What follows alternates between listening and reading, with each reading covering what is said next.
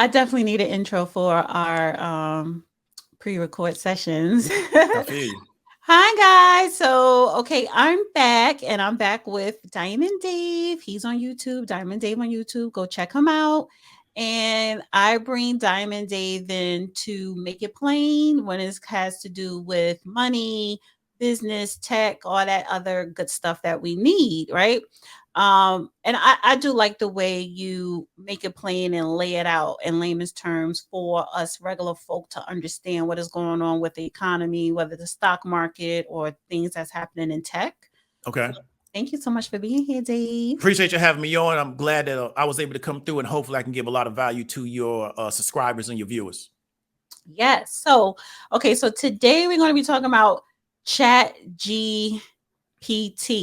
Okay. And I came across this thing via actually no, let me share this one. I came across this via Earn Your Leisure podcast. Okay. And they were talking about it on their show this Monday. And of course they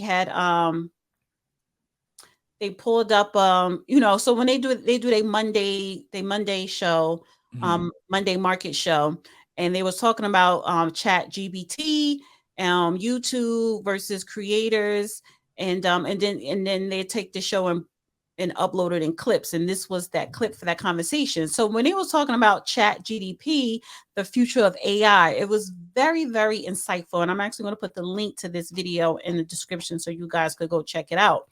Okay. So I'm like, okay, excuse me, what is this Chat GPT? Because everything is AI, everything is artificial intelligence, automated. So Chat GPT, optimizing language models for dialogue. We've trained a model called Chat GPT, which interacts in a conversational way. The dialogue format makes it possible for Chat GPT to answer follow-up questions, admits mistakes, challenge incorrect premises, and reject inappropriate requests. Chat GPT is a sibling model of Instruct GPT, which is trained to follow an instruction in a prompt and provided a detailed response. So also what they were saying, there's a lot of people who need if they need like an essay, if they need a paragraph, or they need help writing a blog or article or anything like that, Chat GPT assists with that as well. So if you having writer's block or just don't have the time, Chat GPT can do it for you. And I think that's a good idea because I'm not good with writing titles or paragraphs. I just don't have the time, right? But I always say it's always a pros and cons to everything. And in the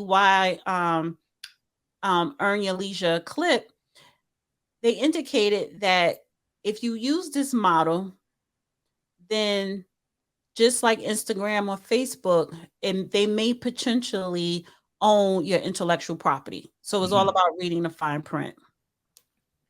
And so, Dave, I sent this to you. What did you gather from this Chat GPT?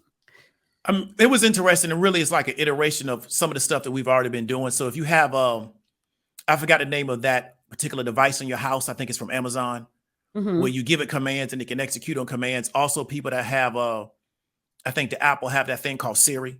Yes. Where you starting to have computers starting to be able to understand human language. And so really what it is that they have really collected so much data on human language, in my opinion, that now the computer can have a better understanding of what you're saying verbally, and then now it can, I would say, reply back to it or execute a command, or also if you type it in. But it's really based on the depository of information that is already inside the database. So that's one of the things that I want to really get people to understand, is that it can't replicate something from like a creative standpoint. So if you're asking it to help you with text or help you with copy, it can only give you back what's already there. So one of the ways, though, it gets more and more to give back is what? If everybody continues to contribute to it. Because what we're moving towards is artificial intelligence, transhumanism, things of that nature. But they need everybody to participate in it to allow us to get there. Because what you want is you want, I would call devices or systems that have such a wide depository of data inside them that they understand how to handle every situation. The only way they can get to that level is everybody contributes their information to it. So then now it can replicate it and feed it back to us. Right. So it says it says OpenAI is an AI research and deployment company. Our mission is to ensure that artificial general intelligence benefits all of humanity. So sometimes, listen, the way stuff is worded, you really have to read the fine print. If you start to use anything that has to do with artificial intelligence, that's going to help assist you in your everyday life.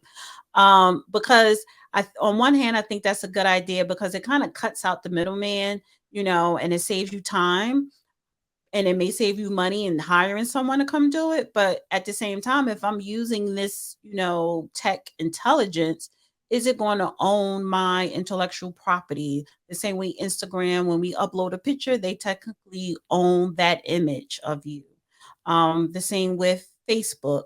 So that's the only problem that I'm having. And then as a content creator, if we're using these technologies to help us create better content, it seems like we're going to be shifting from being entrepreneurs to workers because these tech companies are the ones making millions and billions of dollars because we're utilizing it. And then at the same time, you're maybe owning it. You get what I'm saying? I understand what you're saying.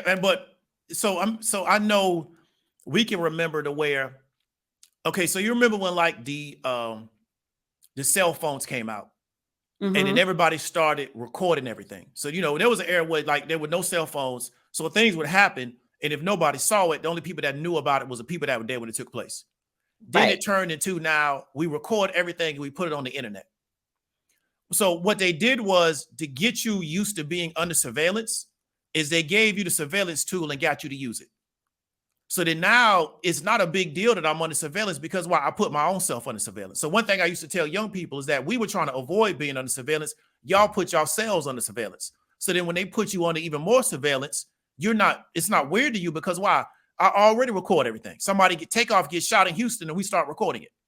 Right. So you got to realize that they need participating. Exactly. They need you to participate in it. So what they roll it out and make it look like it's a tool.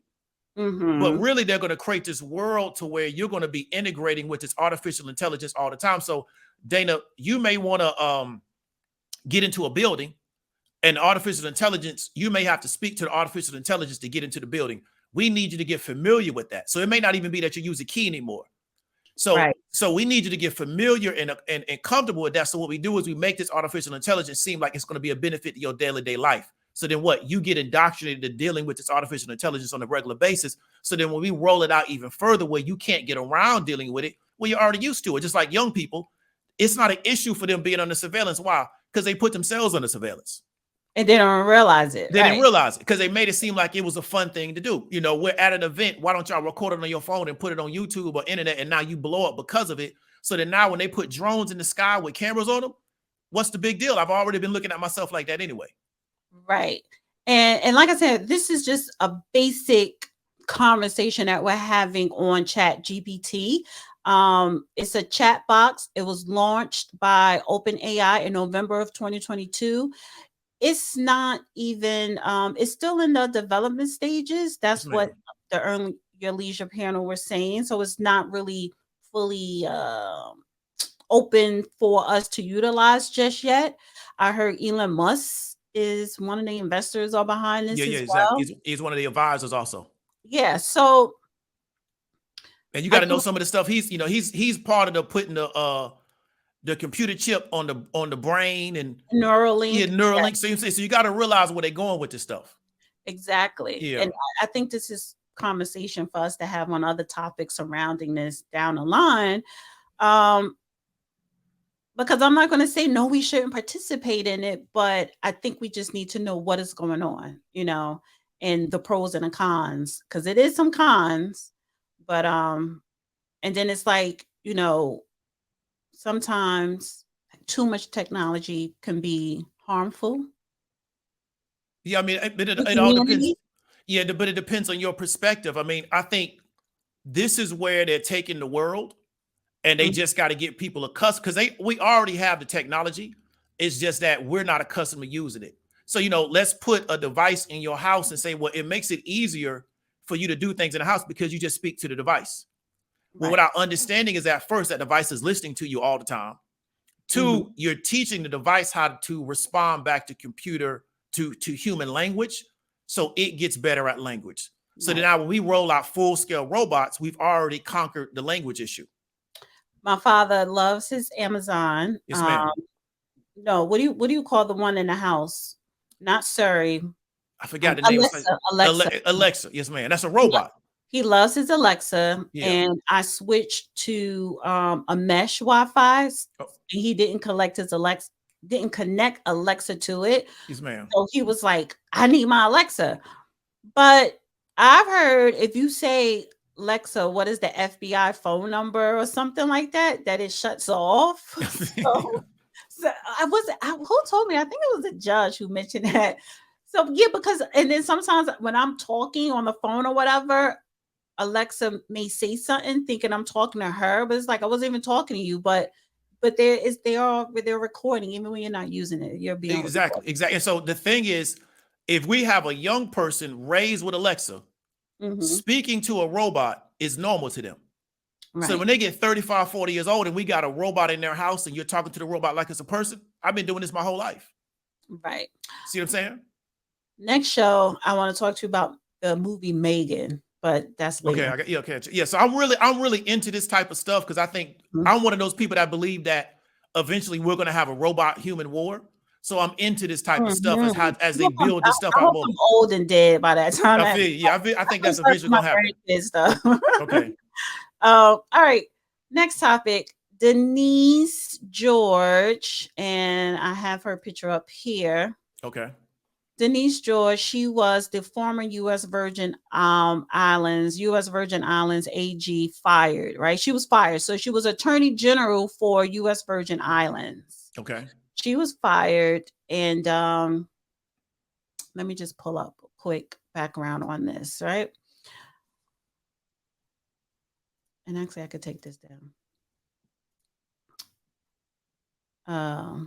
Maybe I'll just share this real quick. With the tensions with Virgin Islands governor over Epstein led to Attorney General's firing Denise George, who led a 3-year investigation into the activities of Jeffrey Epstein, was fired recently. The former Attorney General for the Virgin Islands, who recently secured a $105 million settlement from the estate of Jeffrey Epstein, was recently fired following months of friction between her and the U.S. territory's governor over the handling of investigation into the disgraced financier, according to people briefed on this matter.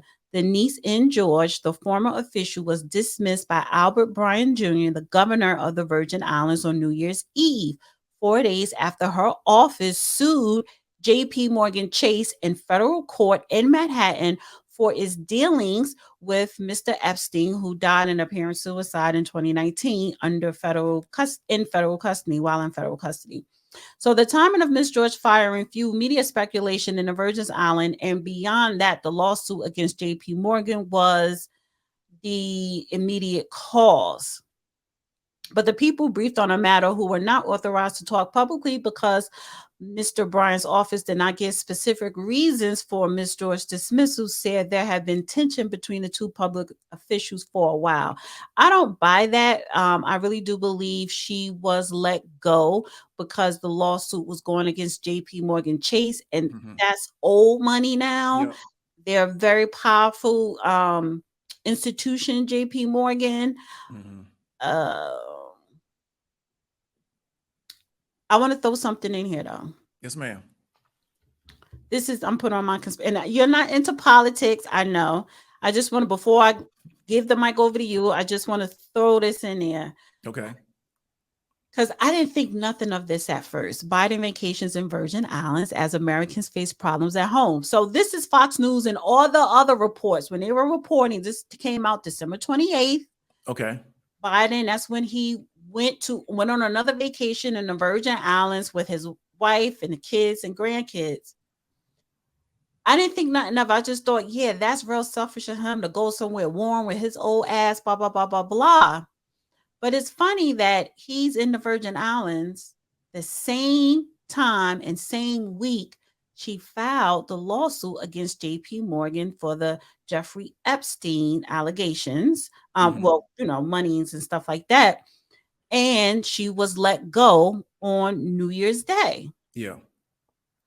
That's my conspiracy. Why? You know what I'm saying? It just so happened you're vacationing in the Virgin Islands the same time this woman filed this lawsuit over a 3-year investigation, and then all of a sudden she's fired. So what happens to the lawsuit, right? It's just disappeared. Yeah. But what are your thoughts on this? I mean, I think it's a deep issue. And Biden being down there may have some connection, but when you're talking about JP Morgan, that kind of money, they kind of sit above politics. So they can put the call in and, make a lot of things disappear because of who they are and the kind of money that they're running and what they're involved in. And so I just think that she ended up on the wrong side of an issue, and some calls went through and they just got her out of that position, because I think what she was going after them for, they're not going to want to go to court and answer to that. So the easiest thing to do is to use their influence and their power to just make it go away.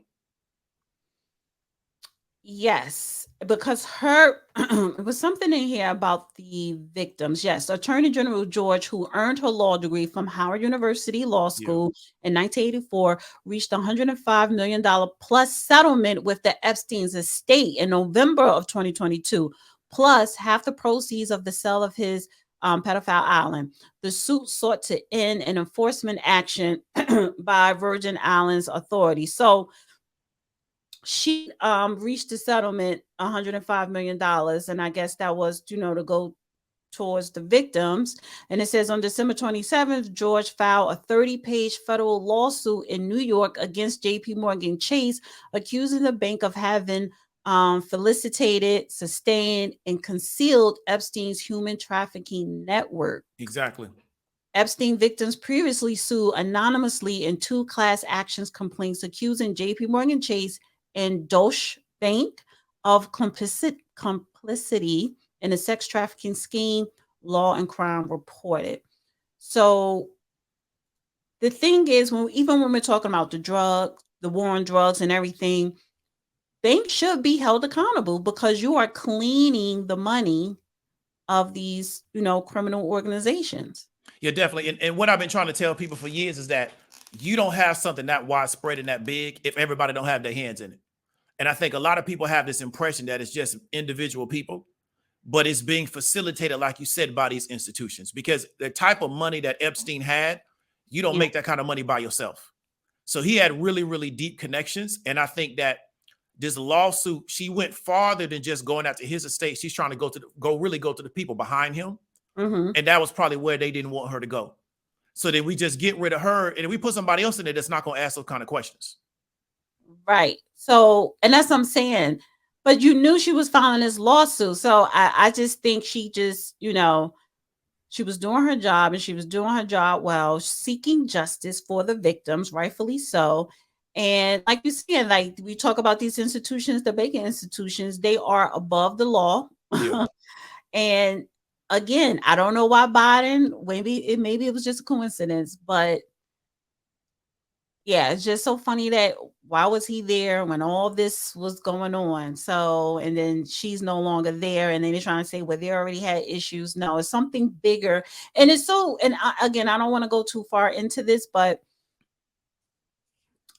if these people were to actually be exposed, who's part of this crime of trafficking, I think our government and other countries' government would turn upside down. That's all I'm saying. Yeah. I think most people couldn't wrap their head around it. But this type of activity, how should I say this? There's never been a time in which it hasn't taken place.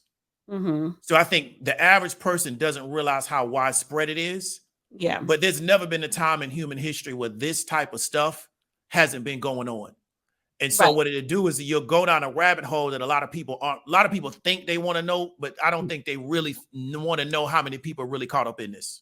Yeah, exactly. And they always say, if you want to know the truth, follow the money, right? Yeah. So, and she followed it, but I'm glad, honestly, that she was just let go and nothing more serious. Because sometimes people just disappear, and we never. Yeah.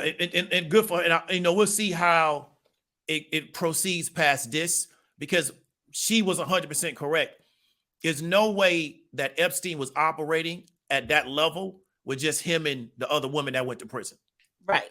It's just no, and because I can show you pictures, and I don't want to go into politics, of people that were former presidents in the Virgin Islands at like an airport getting back massages by like teenagers. So you got to realize, like, this is a deep situation that they really just trying to put a cover on. Right. Yeah. All right. Well, thank you, Diamond Dave. No problem. I really appreciate you allowing me to come through, and I hope that everybody gets a lot of value from what we're talking about. Yes, and stay tuned for more episodes of this. So I really appreciate you coming on. Everybody go subscribe to Diamond Dave YouTube channel. You have an upcoming show, and that title, I forgot the title, but it was very interesting. What is your upcoming show about? So I'm doing a show about do CEOs create jobs? Because we get a narrative that jobs are created by CEOs, that are job creators of our society. And we're going to kind of go into that, whether or not that's actually true, or it's just something that's been created by the media. Wasn't it something else too? It was another show. I don't know. I got a gang of shows on the slate. So I know. What do you think? Do you think? It was something, you know how you see stuff in like reminders? Yeah. Yeah, I got a gang of shows on the slate for January. I got everything lined up now. Yeah, I have to do what you're doing, because it does help it. It makes it better. It was something else. Wait a minute. Let me just, what is this? Who really creates the jobs? Why most Americans die broke. That's what it was. Oh, yeah. Why most Americans die broke. Definitely. So we're going to try to talk about, because, we got the inflation rate of CPI came out at 6.5 today. That's supposed to be considered a success story. But the question you want to ask yourself is that, did your money go up by 6.5% this year? So if your income didn't go up by 6.5% this year, but inflation at 6.5%, then what you know is that even though you're working, you're losing money. So you're working, but you're still losing money. I didn't know that's how people should look at it. Yeah, they should look at it that way. So if your income stay flat, but inflation goes up, you're really losing money, even though you're working. So you're working, trying to stay in place, but really you're getting defeated. Because, if you go to the grocery store, eggs is high, other fuels are sky high. So that's how people got to look at it, is that we're not really educated on, as inflation goes up, how it impacts your ability to buy. And then you're never really taught how to combat that. And this is why a lot of Americans die broke, which is very unfortunate for them. But we're never really educated on how we should look at these type of things. So we're going to definitely talk about that. Yeah, that's a great topic. And so everybody, please go to Diamond Dave and subscribe. Really informative, very good. And I love the way you make it plain. Appreciate it. Yeah. So, all right. Thank you, Diamond Dave. All right. Thank you. Talk to y'all later. Okay. Dana with the data.